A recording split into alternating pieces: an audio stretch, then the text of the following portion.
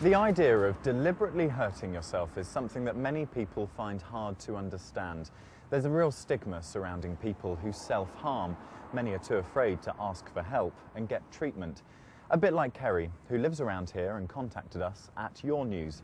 But after years of harming herself, she's now decided she wants to help others by extending a hand of hope. Kerri's asked to remain anonymous. Young people are at the most risk of self-harming.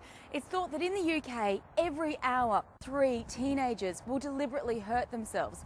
It's also one of the main reasons why teenagers end up in A&E.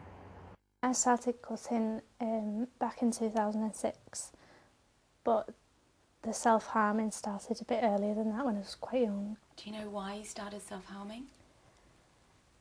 I don't really remember the first time or why it really happened. I just remember feeling intense anger inside and just wanting it out. Once you've felt that relief and you know that that's how it makes you feel, you want it all the more. The emotional pain that you feel is a lot worse than the physical pain that you inflict on yourself, so it's easy to understand the physical pain. You know why your arm or your leg hurts because you can see the wound, whereas you can't really see the emotions and you can't see the feelings. A lot of people think that self-injury is all about attention seeking, and that's not what it's about at all. It's a way of coping with your feelings, and it is just like somebody who has a drink to cope, somebody cuts themselves to cope.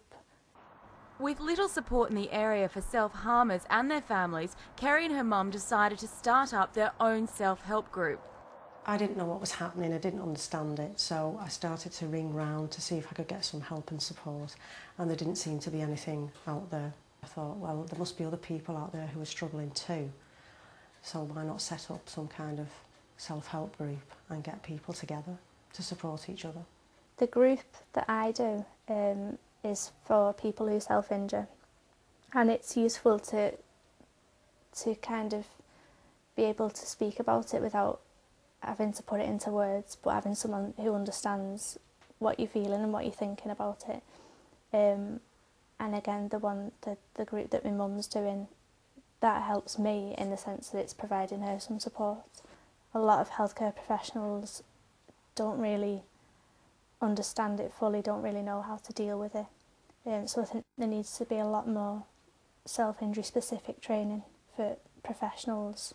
I just want everyone to know that it's not about attention seeking, it's about coping with your feelings, and I don't want other people to have to keep it locked away and keep it a secret. I want them to be able to speak about it openly.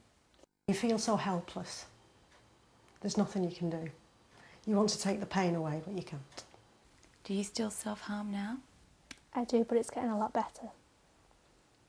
You're on the right track. Mm-hmm. So that was Kerri. She got in touch with Your News because she wanted us to tell her story.